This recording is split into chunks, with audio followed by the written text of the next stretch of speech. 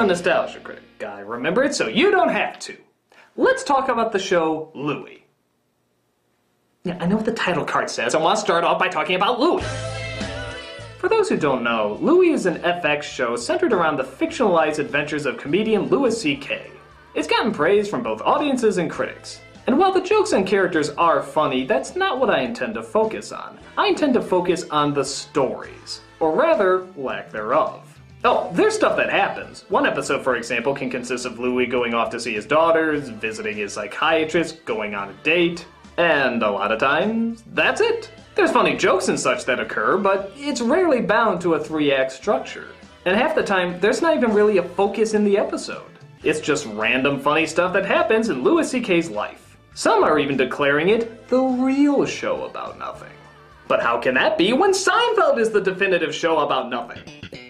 Because that's what it is, right? The show about nothing? Everyone says it is. Even the series itself seems to endlessly praise itself for it. It's about nothing. Everybody's doing something. We'll do nothing. I think you may have something here. I remember when I was younger, everybody was telling me to see it for that exact reason. That it was a show about nothing. A show that was finally telling stories different, not being bound to a 3-act structure and focusing on a small series of problems like all those other shows do. That sounds revolutionary, actually. Just a slice of unpredictable life where anything can happen.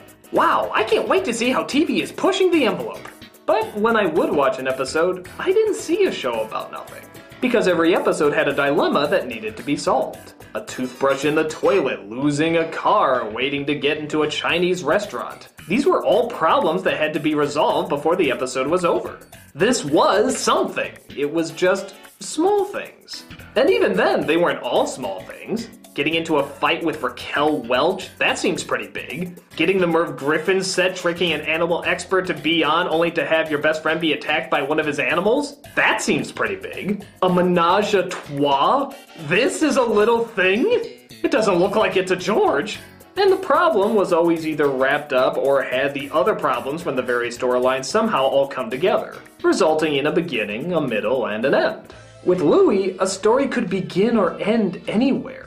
That's how much it didn't tie into anything. Sometimes the story would have a longer focus than usual, but it was still unpredictable on where it was going to go next, how long it was going to be there, and when it was going to end.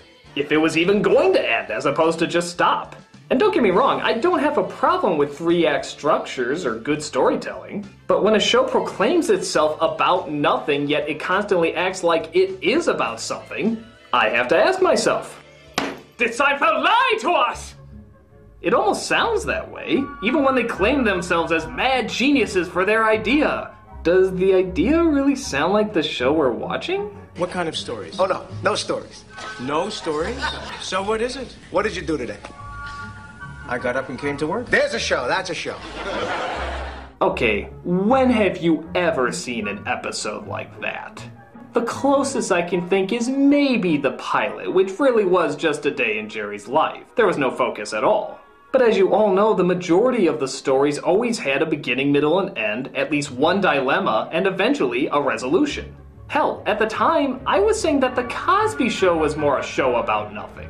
Oh sure, it had storylines half the time, but the other half could be just him at a birthday party. And that's it. A small family get-together, and that's it. There was no problem to be solved or conflict to be had. Again, half the time. But that's more often than Seinfeld did, where there was always a conflict or problem that had to be addressed. Now before you pelt me with cereal boxes that have no copyright labels on them, let me make something perfectly clear. I love Seinfeld. I still see it as some of the best writing on TV ever. The characters are timeless, the situation's hilarious, and the way the stories did so often tie together I think makes it a masterwork of comedy. I'm just asking the question, is it really about nothing? Because I don't see any evidence that states that it is. So if it's not about nothing, what can I declare it's about?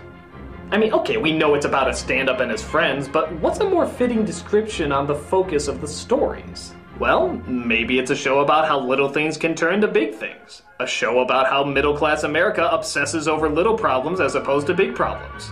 Or a show about how a comedian gets his material. Oh, wait a minute, right there, that's the perfect sum up. Yeah, because he always does the stand-up in the show, right? And everything they talk about is something that a stand-up would talk about. That actually fits perfectly. Wow, what genius said that? we're going to do a show about how a comedian gets his material.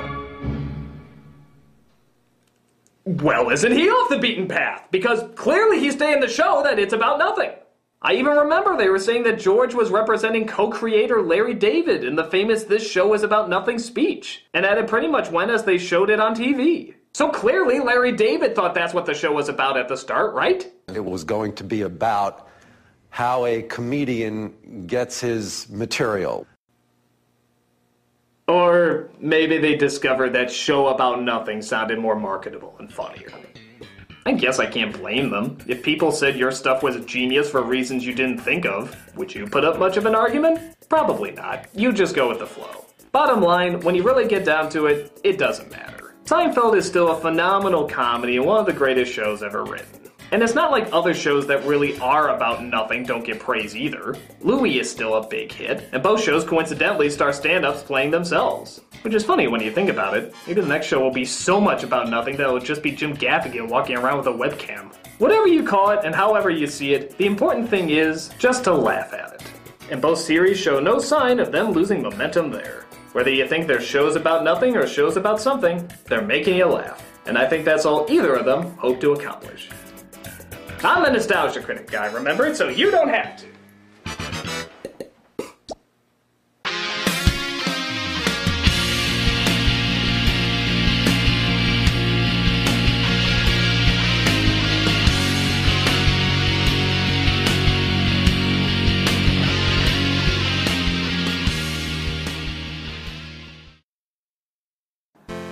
Oi, it's Dominic from Video Game Confessions. Here to tell you about the Best of That Guy with the Glasses Volume 4 DVD. What? It's not strong enough for you? Alright, let's try this. The Best of That Guy with the Glasses Volume 4 DVD. We have explosions, text, and a lot of things shaking. But that's not all. We have so many of your favorite videos that have been shown on thatguywiththeglasses.com. But on top of that, new material. Such as a brand new Nostalgia Critic review of Paranoia. Hey Brad, can I review Paranoia? Go fuck a horse. Thanks. 2 new bum reviews. One of Les Miserables. He's captured by bad singing gladiator. And one of Django. I'm gonna offend people by saying the N-word 1,000,000 times. We also have the continuation from the last Ask That Guy with the Glasses video. You asked to know what I, the Hummel figurine, was all this time? Also take a look at 2 new video game confessions starring yours truly. One with Sub-Zero. What is your full-time job? I said being an ice cream man. And one with Mega Man. As a fan who's just a little bit too obsessed. Bred to floss. We also have the Lost Demo Reel episode, Transformers. Do you have any special skills? I have the ability to destroy an entire Spielberg franchise with my mere presence. Wow. We also have bloopers, deleted scenes, commentary, and more. Boy, the Best of That Guy with the Glasses Volume 4 DVD. I mean, how can you say no to it? Really? Oh, what if I throw in another explosion? And a penguin smoking a shoe? Come on, that's a penguin smoking a shoe! Who else would have that?